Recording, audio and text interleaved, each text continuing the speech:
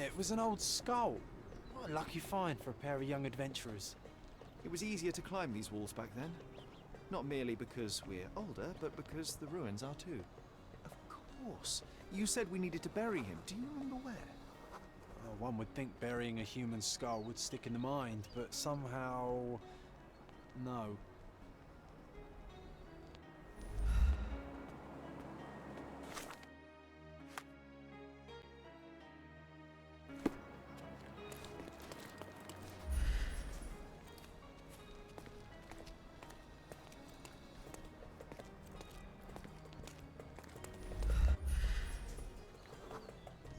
An old man was standing here as we passed. Oh yes, I remember his face as we flew by with a skull in our hands. He looked as shocked as our grisly companion.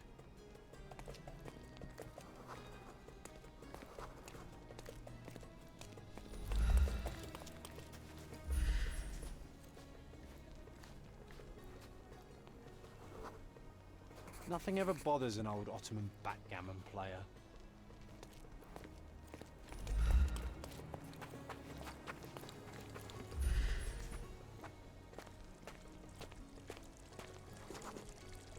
This wasn't the right place for a funeral.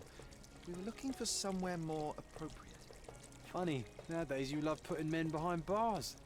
You're a fellow of infinite jest, aren't you?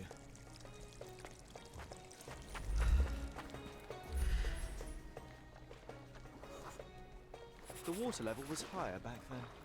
I remember swimming through this mire while trying not to breathe in the horrible odour.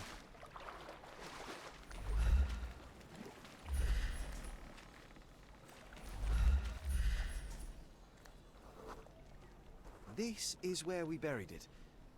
It seems that with time, our friend has emerged once more. The skull is ancient. Its likeliest owner was one of the Knights Hospitaller who died during the siege of the fortress. I remember now, you said this skull was my father's. A child's imagination is a powerful tool. You needed this. A burial process of your own. A ritual so you could begin to grieve. Here hung those lips that I have kissed, I know not how oft. I felt so alone back then, John. Uncertain. Abandoned by my father. I know. The skull wasn't his, though it may as well have been. In the earth, all of us look alike. But putting this man to rest, it did help. I'm glad, Sherry. I find myself rather tempted to keep it. If not for sentimental value, then it's archaeological merit.